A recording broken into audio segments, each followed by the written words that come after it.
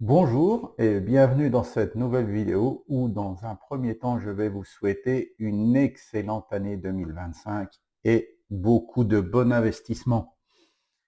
Dans cette vidéo d'aujourd'hui, on va voir le point mensuel du mois de décembre et on va faire le bilan de l'année 2024. On se retrouve tout de suite derrière mon écran.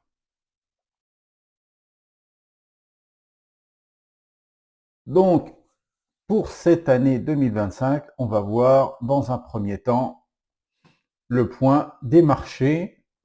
Alors, sur le dernier mois, le CAC 40 fait 1,32, où le S&P 500 fait une petite chute de 2,74 et notre ETF Monde fait moins 0,68.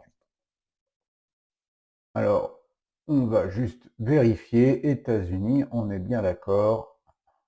On est sur le S&P 500 qui est à 5880. D'accord. Europe, le CAC 40 qui est bien 7343. Voilà. On est le 2 janvier. Comme vous le voyez, pas du tout parce que je suis devant. Hop, ici, nous sommes le 2 janvier, il est 14 heures. Donc les marchés sont en cours. Alors sur le dernier mois, c'est le CAC 40 qui, on va dire, surperforme un peu les indices. Et on va regarder sur une année, donc l'année 2024, le S&P fait 24% de gains, où le MSCI World fait 27% de gains, et le CAC 40 fait moins 2,48% en prenant en compte la baisse de 0,5% qui est actuelle.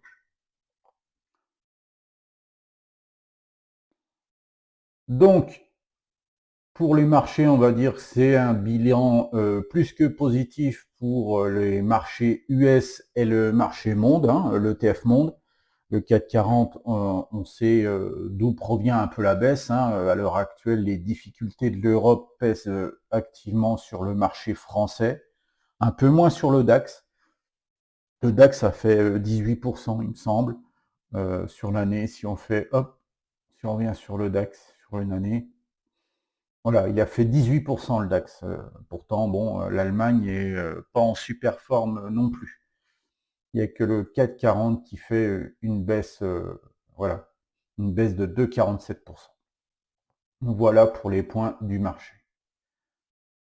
Donc, hop, à l'heure actuelle, notre portefeuille, alors, le rendement total à l'heure actuelle, on est à 12,83% de gain de rendement total. À l'heure actuelle, notre répartition, elle est toujours très bien, hein, 50%, 50,6% pour notre portefeuille ETF et 49,4% pour le portefeuille à dividendes. Notre répartition géographique, elle est exclusivement en grande partie côté Europe, due à notre portefeuille dividende, qui est exclusivement Europe, hein, sur un PEA, effectivement. On a un peu de matières premières et on a le reste du monde aussi, avec quelques pourcents pour la diversification. Donc j'ai mis à jour notre le graphique d'évolution annuelle. Ça donne quoi? Ça donne en 2024, j'ai touché 395 € de dividendes annuels, donc 3 fois plus que l'année dernière. Et on va essayer de faire 50% de plus, voire même plus de 50% de plus sur l'année 2025, qui devrait atteindre, l'objectif c'est d'atteindre entre 600 et 700 €. Le mieux, ce serait de le doubler, 800, mais bon, on verra bien si on arrive à atteindre les 800 € à la fin de l'année 2025, qui serait une excellente performance pour le portefeuille à dividendes. Et on va essayer de rester sur la même dynamique côté, on va dire, plus-value latente de 85 à 1509 € de plus-value. La plus-value à l'heure actuelle qui est de 1560 en prenant la hausse d'aujourd'hui. Donc notre répartition, la répartition sectorielle a pas beaucoup évolué, hein, elle évolue très très peu, dû à la diversification du portefeuille et le renforcement à chaque fois dans des secteurs différents, qui fait que ça équilibre un peu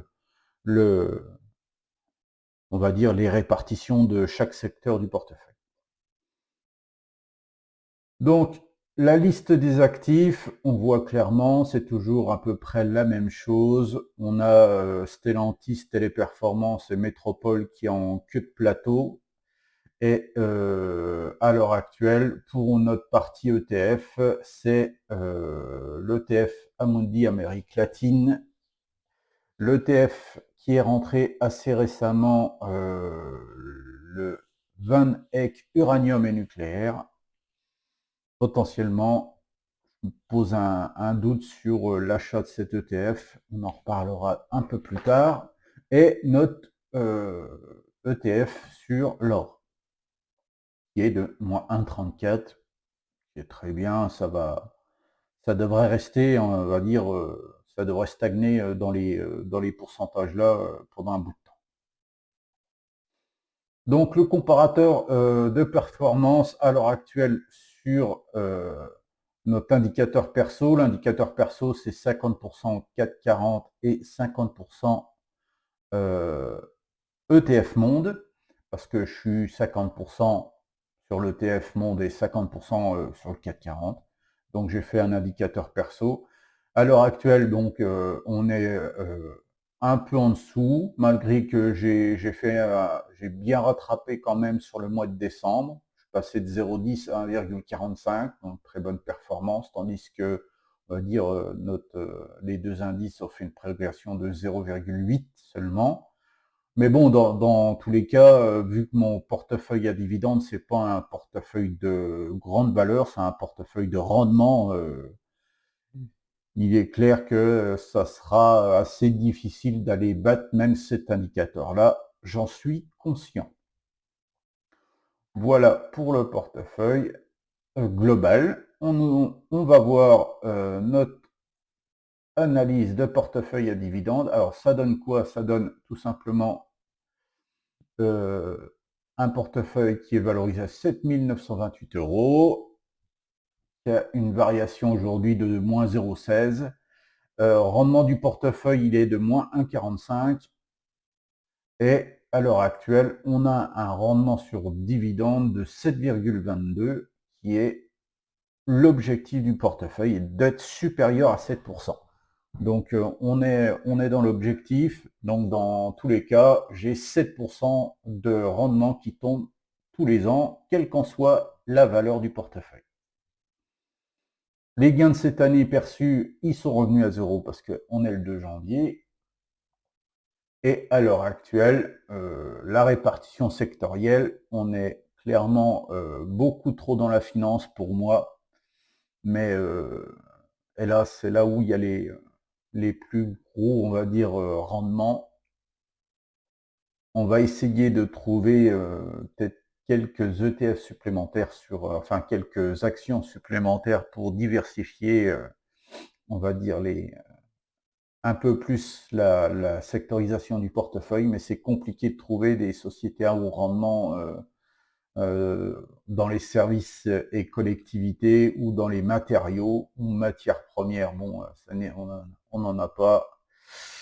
Voilà, donc on est présent dans 1, 2, 3, 4, 5, 6, 7, 8 secteurs sur 11. Pour moi, il y en a 11. Donc on a quand même une bonne répartition. Donc c'est très bien. Donc à l'heure actuelle, les plus grosses performances se font sur Amundi et Kaufmann. Et bon, les pires, c'est Stellantis et Téléperformance. On va voir dans le tableau, ah bah non, on va voir déjà le portefeuille ETF. Le portefeuille ETF a un rendement de 25,81%. Donc très bonne performance, il n'y a rien à redire. Nos actions, nos deux actions que j'ai intégrées côté Amérique, Google et Microsoft travaillent très bien. On va dire l'acquisition récente d'un ETF or et d'un ETF sur l'uranium et le nucléaire, lui, fait pas tout à fait son effet, mais à l'heure actuelle, je me pose la question si je vais garder quand même le portefeuille, l'ETF uranium. Sachant que j'ai confiance à nos centrales nucléaires françaises, La seule point négatif, c'est que j'ai pas confiance aux centrales nucléaires des autres pays. Et vu que cet ETF est réparti un peu partout dans le monde, je me pose la question, sur le coup, j'ai peut-être pas assez bien réfléchi sur le potentiel accident nucléaire sur un autre site. Il y aurait un gros impact sur celui-ci, malgré que, bon, c'est matière première, ça, on va dire, si on va dans le suivi, c'est 1 ou 2%, hein, c'est, voilà, c'est même pas, c'est 1% du portefeuille. En pondération globale, on est à 1%, et dans le pondération par portefeuille, on est à 1,73.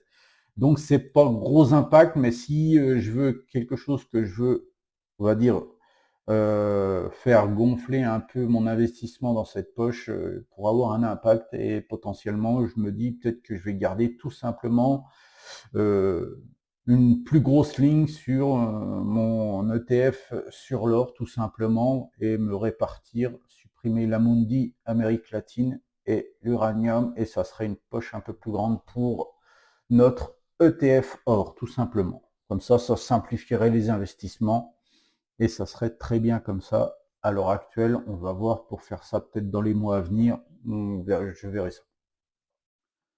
Donc très bien, la plus grosse perte, de toute façon, on la connaît, hein, c'est le S&P 500. On a les ETF Tech Europe et US qui sont toujours aux alentours de 20%. Le BNP Paribas Stock 600 Europe qui est à 22% aussi, donc c'est très bien. Très bonne performance, je suis content de la performance de mon portefeuille ETF, c'est ce qui fait plus ou moins le rendement global, hein. On est bien d'accord, les 12%, c'est tout simplement mon portefeuille ETF qui fait exclusivement ce rendement. On aurait un portefeuille exclusivement de dividendes, j'aurais aucun rendement, aucune plus-value latente. Tout ce que j'aurais, c'est tout simplement la plus-value due au versement du dividende. Donc, c'était le but de mettre une partie de portefeuille comme ça ETF qui fait quand même une performance en plus-value latente sur le portefeuille. Ça fait toujours bien au moral. Il faut être à l'aise dans ce domaine-là. Et je pense que si j'aurais fait un portefeuille 100% dividende, je sais pas si moralement j'aurais pu réussir à tenir sur le long terme. Donc j'aime bien cette répartition. Je compte la garder, sauf qu'on va avoir, je pense, au lieu d'avoir le monde et les matières premières, on aura juste les matières premières, le reste du monde va disparaître. Pour moi, je pense que ça va être mon objectif dans les mois à venir. Voilà, on va voir les investissements du mois de décembre. Alors, tac, tac, tac, à l'heure actuelle, ça, c'est les valeurs, les évolutions d'aujourd'hui, comparatif, transactions. Voilà, on va regarder, hop, le mois de décembre, et on va regarder, hop, 2024. Alors, qu'est-ce qu'on a eu? On a eu des dividendes d'ABC Arbitrage, 15 euros, toujours ça de prix. L'achat de GTT qui est rentré dans notre portefeuille, car elle a d'excellents résultats, elle donne un bon rendement aussi. Donc, c'est une société de qualité à avoir dans son portefeuille à dividendes.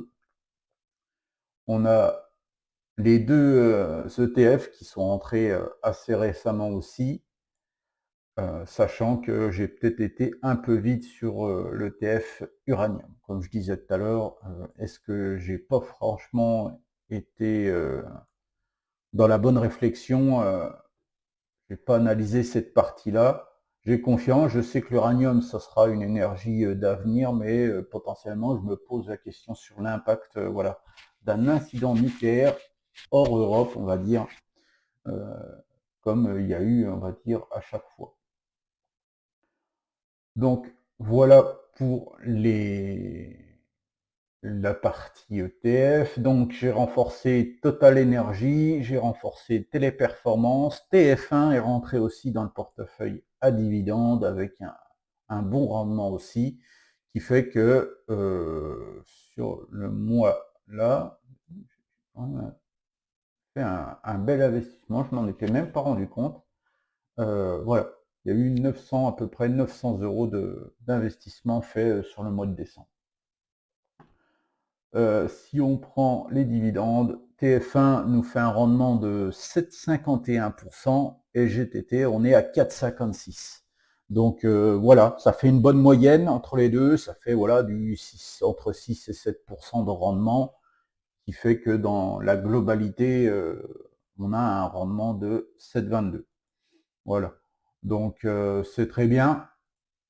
Vous voyez, on peut avoir quelques bonnes sociétés à 10 ou 11%, comme Ruby, à l'heure actuelle, qui a un excellent rendement parce qu'elle verse un dividende exceptionnel, je pense, pendant 3 ans apparemment, euh, qui booste bien, on va dire, le rendement du portefeuille.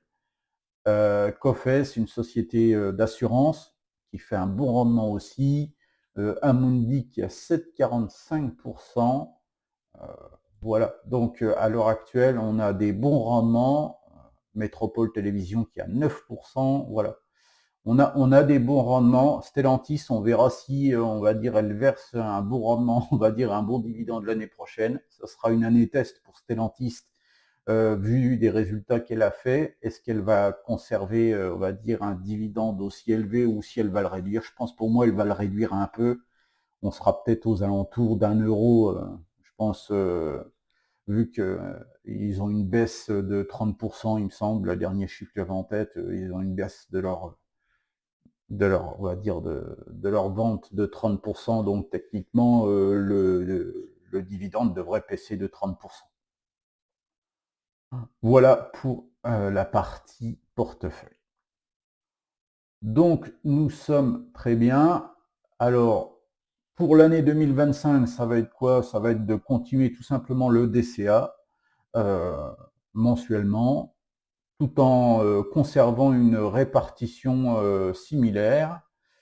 On va voir pour basculer peut-être une partie de mes ETF sur mon compte titre, où je vais peut-être basculer sur un ETF S&P 500 équipondéré, qui fait que, on va dire, chaque action sera pondérée de la même valeur. Je pense qu'on va partir sur un ETF de ce genre et on va essayer de sortir l'ETF du PEA et le passer sur un compte titre pour avoir une performance un peu supérieure à un ETF classique S&P 500. Et derrière, ça sera de l'achat en dollars pour éviter la pondération de l'euro dans le portefeuille.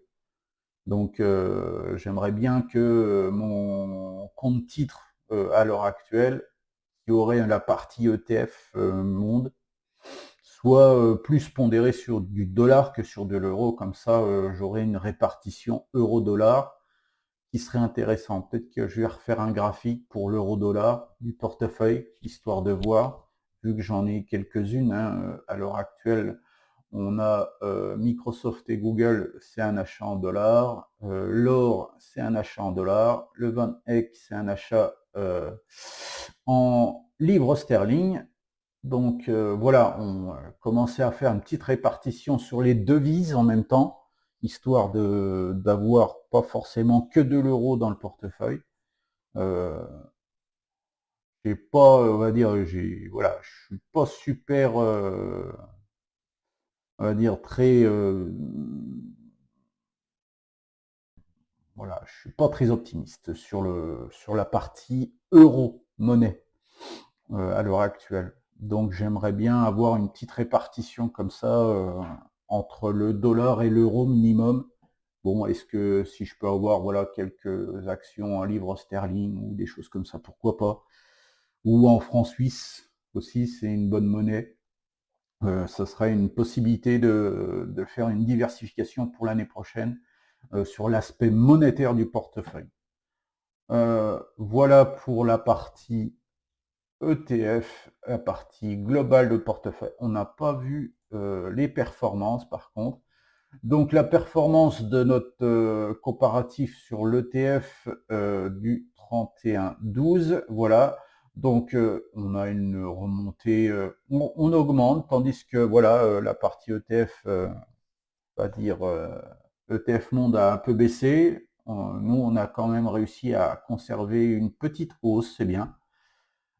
Et pour la partie portefeuille à dividendes, bon, on suit tout simplement la courbe de l'évolution du CAC 40, ce qui est, on va dire, à peu près logique. Donc, pas beaucoup de surprises à ce niveau-là. Bon, je pense qu'on ne pourra pas faire mieux vu que je cible exclusivement des sociétés à haut rendement, donc c'est pas les plus belles valeurs en termes de valorisation, c'est pas les plus belles valeurs du CAC 40, c'est celles qui ont déjà des business bien établis, donc elles font pas des super valorisations. Mais c'est pas l'objectif du portefeuille, donc cette comparaison, voilà, c'est juste pour voilà, histoire de voir un peu ce que ça donne, mais ça n'a pas gros impact parce que, comme je dis, l'impact le portefeuille à dividende est là pour verser une rente, pas exploser dans de la valeur. La valeur du portefeuille en elle-même me pose, voilà, qu'elle fasse plus 10, plus 15, vu que je compte pas retirer cette valeur, je compte juste utiliser, on va dire, les dividendes pour ma retraite, donc ça va être exclusivement du versement de dividendes que je prends en compte pour la valorisation du portefeuille à dividendes, comme d'habitude. On va faire un petit point aussi sur notre portefeuille virtuel que William Higgins nous avait conseillé, tout simplement pour faire mieux que le marché à l'heure actuelle sur du, on va dire, small cap et mid cap, nous avait tout simplement conseillé de prendre les 4 plus beaux portefeuilles d'investissement et d'investir sur les 5 premières actions de chaque portefeuille. Alors, à l'heure actuelle, nous sommes à une valorisation du mois de décembre à 4,67. Donc, on a fait une belle remontée. On va dire le portefeuille indice et expansion Europe de William Higgins a fait une belle remontée aussi, mais nous sommes toujours devant. Donc, la stratégie qu'il nous avait donnée pour l'instant, ça fait 1, 2, 3, 4, 5 mois qu'elle fonctionne. On va voir est-ce qu'elle va fonctionner si on va revenir dans le positif, sachant que, on va dire, si on prend le small. Non, ça marche pas. Small caps. On va aller voir directement ici. Ça ira plus vite. Leader, indice. Et on va la regarder. Small et mid cap. Voilà. Donc, si on prend juste sur une année et on prend l'année 2024, voilà, la valeur a fait moins 5,93 variation. Donc, voilà, hein, je pense qu'il n'y a pas grand chose à dire. On n'est pas sur une bonne... On va reprendre d'ici, on va refaire une règle hein, pour être sûr, mais on va se reprendre janvier, donc début janvier, voilà, et on va se faire ça novembre, décembre, voilà. Donc on est bien sur une baisse de 6,5 techniquement sur l'aspect 2024. Quand notre portefeuille, on va dire, lui, celui de William Higgins bat le S&P, enfin le Small et Mid Caps, et le portefeuille virtuel bat le portefeuille de William Higgins, son fonds indice et expansion Europe, de 0,7%, mais c'est 0,7%. Si c'est fait tous les ans et au bout de 20 ans, ben, ça fait un bon paquet de pourcentage quand même.